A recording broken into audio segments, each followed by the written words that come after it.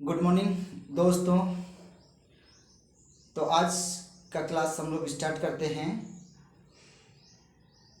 Next video में हम लोग पढ़े थे टेंस का ही नेगेटिव सेंटेंस के बारे में। इससे पहले हम लोग पढ़े थे पॉजिटिव सेंटेंस पढ़े थे, यानी ठीक है। तो आज जो हम लोग पढ़ेंगे वो है इंट्रोगेटिव सेंटेंस।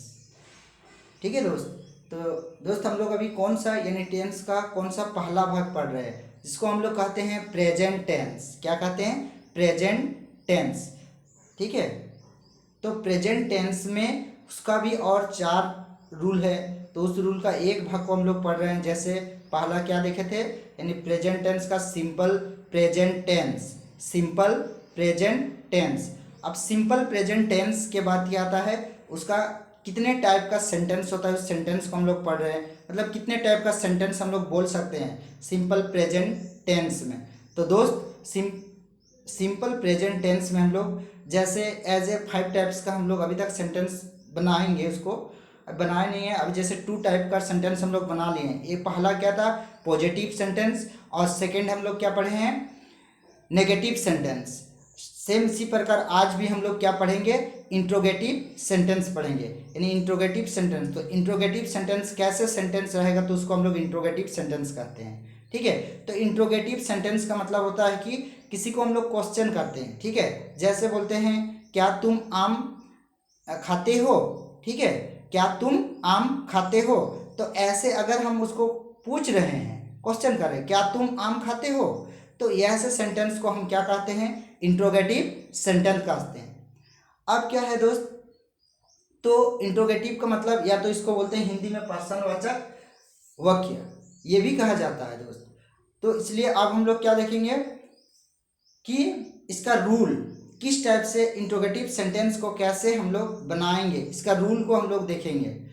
तो रूल दोस्त यहाँ मैं लिख रहा हूँ, आप लोग भी क्या कीजिएगा, लिखिएगा, मेरे साथ ही लिखिएगा, तभी आप अच्छे से सीख भी पाएंगे और इसके बाद ये हमेशा के लिए रह भी जाएगा। तो रूल इसका पहला लिख रहा हूँ। तो रूल नंबर 1 क्या लिखेंगे, इसका पहले क्या आएगा दोस्त, तो डू आएगा। डू, उसके बाद डज, उसके बाद does plus subject plus V1 plus object. और दोस्त इसमें और एक आता है नया चीज, ये है क्वेश्चन मार्क। तो इसको देने हम लोग नहीं भूलेंगे। अगर ये चीज छूट गया तो हमारा पूरा रोंग हो जाएगा, सेंटेंस ही रोंग हो जाएगा। ठीक है। तो दोस्त यहाँ एक इम्पोर्टेंट चीज है, क्या, एक छोटा सा चीज है जो क्वेश्चन मार्क। अगर क्वेश्चन मार्क नहीं लगाते हम लोग तो हमारा सेंटेंस पूरा रोंग हो जाता है। इसीलिए हमें ध्यान देना है।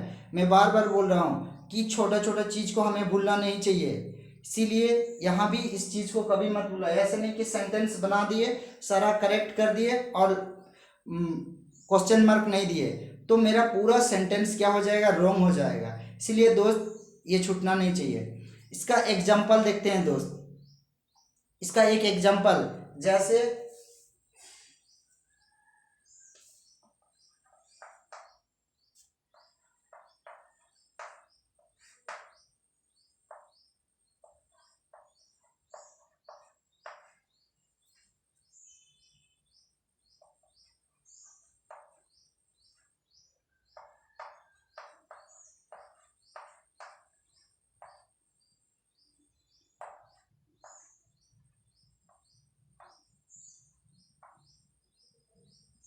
क्या लिखे, क्या तुम घर जाते हो? ठीक है।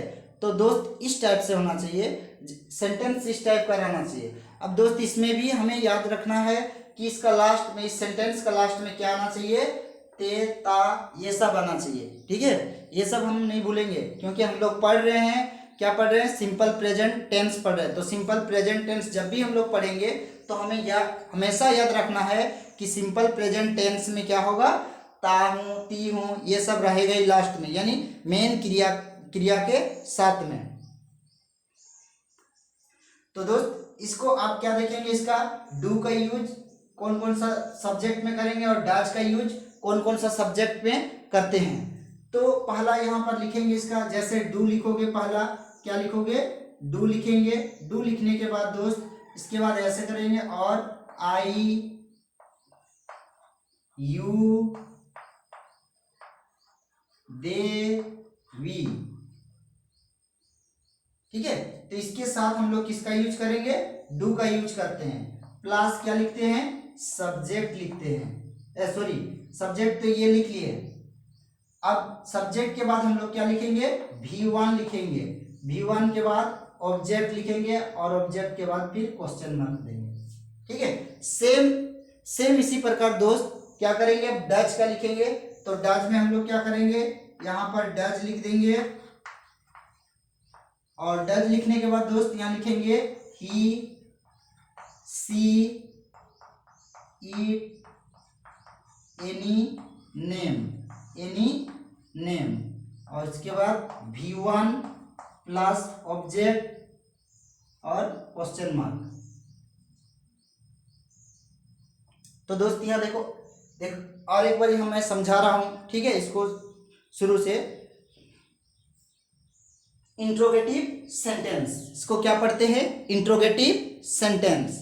अब इंट्रोगेटिव सेंटेंस का रूल किस टाइप का होता है, तो डू लगाते हैं पहले या डज लिखते हैं, फिर प्लस सब्जेक्ट लिखते हैं, फिर उसके बाद V1 लिखते हैं और प्लस ऑब्जेक्ट लिखते हैं, फिर लास्ट में हम लोग क्या देते हैं दोस्त, तो क्वेश्चन मार्क देते हैं। ठीक है, जैसे फॉर एग्जांपल एक दिखाया हूं, क्या तुम घर जाते हो। ठीक है, इस टाइप का सेंटेंस अगर रहता है तो ये हम लोग समझेंगे कि ये यानी प्रेजेंट टेंस का सिंपल प्रेजेंट टेंस का इंट्रोगेटिव सेंटेंस है। ठीक है दोस्त, अब क्या है, अब डू का यूज कहाँ करते हैं, तो डू का यूज हम लोग कहाँ कर रहे हैं, डू का यूज यानी कौन कौन सा सब्जेक्ट में कर रहे हैं। अगर सब्जेक्ट हम लोग का आई रहेगा, यू रहेगा, दे रहेगा और वी रहेगा तो फिर हम लोग किसका यूज करेंगे, पहले डू का यूज करेंगे। यानी इस पे हमें ध्यान रखना है कि हमारा सब्जेक्ट क्या है, सब्जेक्ट को सबसे पहले यहाँ पर हम लोग देखेंगे। अगर सब्जेक्ट हमारा आई है, यू है, दे है और वी है तो इसके आगे में हम लोग क्या लिखेंगे, डू का प्रयोग करेंगे। इसके बाद हम लोग क्या लिखेंगे, V1 यानी वर्ब का पहला रूप और फिर उसके बाद ऑब्जेक्ट लिखेंगे और क्वेश्चन मार्क देंगे। ठीक है दोस्त, समझ में आ गया होगा। नेक्स्ट आगे में डज, यानी डज जो है यहाँ पर डज लिख रहे हैं तो डज किसके किसके साथ लगाएंगे दोस्त, तो डज हम लोग लगाएंगे ही के साथ, सी के साथ, ईट और एनी नेम के साथ हम लोग लगाएंगे, एनी नेम। तो ये चारों के साथ डज का है। अगर ही से स्टार्ट हो रहा है सेंटेंस तो हम लोग डज लिखेंगे, सी से अगर स्टार्ट हो रहा है तो फिर डज लिखेंगे, अगर कोई नाम से स्टार्ट हो रहा है तो भी हम लोग क्या करेंगे आगे यानी डज लिखेंगे। इसके बाद V1 लिखेंगे और प्लस ऑब्जेक्ट लिखते हैं। ठीक है दोस्तों, ये भी समझ में आ गया होगा। और अगर किसी को नहीं समझ में आएगा तो फिर मेरे को कमेंट कर सकते हैं और मैं इसको और क्लियर कर सकता हूँ। और जो मेरा सर्कल में है यानी जो कांटेक्ट में है वो मुझे कॉल करके भी पूछ सकते हैं। ठीक है, मैं इसको और अच्छा से उसको समझा दूंगा। ऐसे नहीं कि मैं ये पढ़ा दिया तो इसके बाद फिर नेक्स्ट टाइम और दोबारा ऐसे नहीं पढ़ाऊंगा, ऐसे नहीं, बार बार मैं उसको समझा सकता हूँ। ठीक है, तो इसीलिए हमें पूरा क्लियर समझ में आना चाहिए, जो भी हम लोग पढ़ रहे हैं उसको पूरा क्लियर समझ में आ जाना चाहिए, उसके बाद ही हम आगे काम करते हैं। और डाउट में नहीं रहना है, डाउट अगर रहा तो फिर हम लोग डाउटे में रह जाएंगे। इसीलिए हमें कोई भी सब्जेक्ट हो, ठीक है, कोई सब्जेक्ट हो या कोई टॉपिक हो, किसी भी टॉपिक पे हमें डाउट नहीं रहना चाहिए। हमें अच्छे से उसको अध्ययन करना चाहिए और उसको कैसे करके हम उसको अच्छी तरीक़ा से उसको सीख सकते हैं। ठीक है, क्योंकि डाउट अगर रहता है तो हम गड़बड़ा जाते हैं एग्जाम में भी या घर में भी जब बनाते हैं। तो बहुत कोई बच्चे क्या कर देते हैं, देखते हैं ये सब सेंटेंस बनाते समय कुछ सेंटेंस गलत भी कर देते हैं। वैसे मैं बोल रहा हूँ कि सब्जेक्ट यानी मेन भार्ब, जो मेन भार्ब है, मेन भार्ब के साथ यहाँ पर ता है, ती हूँ, ये सब रहता है। ठीक है, अब क्या करता है बहुत सारा बच्चा ऐसे भी है, लिख देता है कि मैं इसी को, क्या तुम घर जा सकते हो, तो सर यहाँ तो सकते तो हैं ऐसे आ रहा है, लेकिन ऐसे सेंटेंस नहीं बनेगा। ठीक है दोस्त, क्यों, क्योंकि वो मेन क्रिया के साथ में वो एक जगह ऐड नहीं है। ठीक है, मतलब एक साथ तो रहना चाहिए, मेन वर्ब जो है उसके साथ में रहना चाहिए, ता हूँ, ती हूँ, ये मैं शुरू में ही बोल रहा हूँ। ठीक है, तो इसको ध्यान में देना। अब इसका देखते हैं दोस्त, इसका आगे हम लोग क्या करते हैं, इसका एक तो एग्जाम्पल लेते हैं।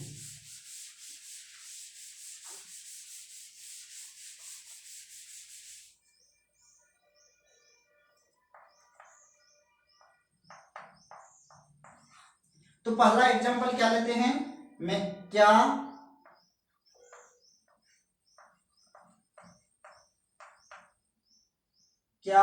मैं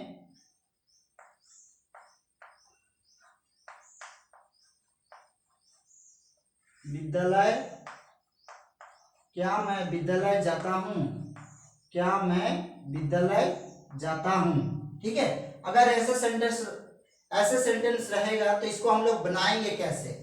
तो ऐसे सेंटेंस अगर यहाँ पर क्या बोल रहा है, क्या मैं विद्यालय जाता हूँ।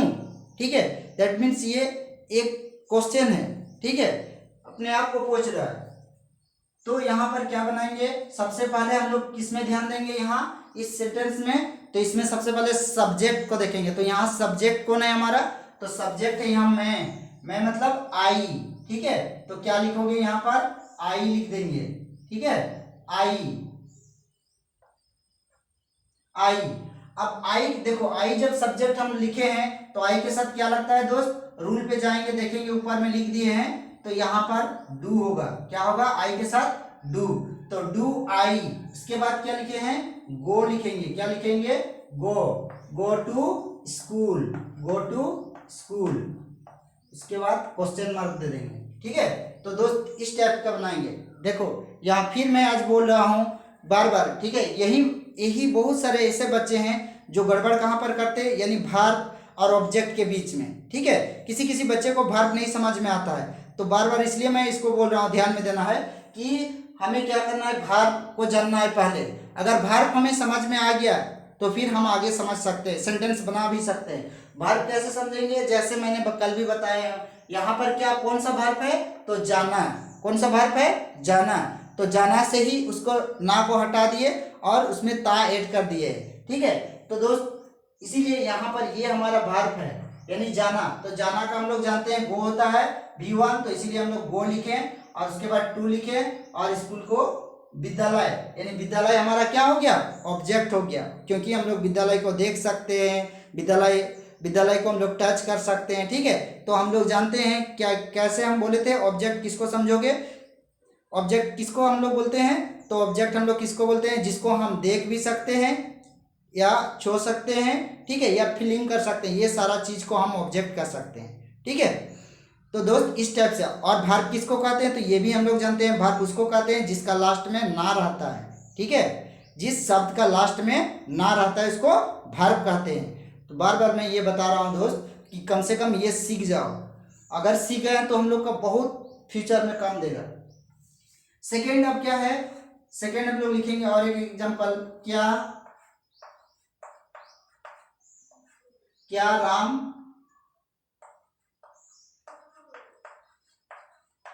राम खेलता है, क्या राम खेलता है। ठीक है, तो यहाँ इस टाइप का है, क्या राम खेलता है। तो इसमें देखिए, इसमें हम लोग पहले देखेंगे क्या है, सब्जेक्ट क्या है, एनीनेम, यानी यहाँ पर सब्जेक्ट क्या है हमारा, एनीनेम है, तो यानी राम है, राम कोई लड़का का नाम है। ठीक है, तो इसीलिए हम लोग पहले क्या लिखेंगे, यहाँ पर राम लिखेंगे। क्या लिखेंगे, राम। तो राम लिख लिए। अब राम के साथ हम लोग क्या, इसके आगे में क्या लिखेंगे, इसका जस्ट आगे में हम लोग लिखेंगे, देखो रूल में बताए हैं दोस्त। तो रूल में क्या बताए थे, इसके आगे में लिखने डज। क्या लिखना है, डज, यानी does Ram play, does Ram play. ठीक है, तो दोस्त इस टाइप का हमें बनाना है। यहाँ समझ में आ गया ना, किसी को प्रॉब्लम नहीं है जी। और अगर किसी को प्रॉब्लम आता है इस टाइप का तो वो मुझे पूछ सकते हैं। ठीक है, ये बहुत सिंपल है, हार्ड नहीं है, इसलिए हम लोग कोई दिक्कत नहीं होना चाहिए इसमें। कुछ नहीं, करिए हमें समझना ही है सब्जेक्ट के पहले हम क्या लिखेंगे, डू लिखेंगे या डज लिखेंगे। तो हम ये भी बता चुके हैं कि नेगेटिव सेंटेंस जैसे उसमें बताए थे। ठीक है, सेम उसी प्रकार यहाँ भी है, जस्ट नेगेटिव सेंटेंस में सब्जेक्ट के बाद लिखते थे, लेकिन इंट्रोगेटिव सेंटेंस में क्या होता है, सब्जेक्ट का पहले लिखा जाता है। ठीक है, इतने ही ध्यान देना।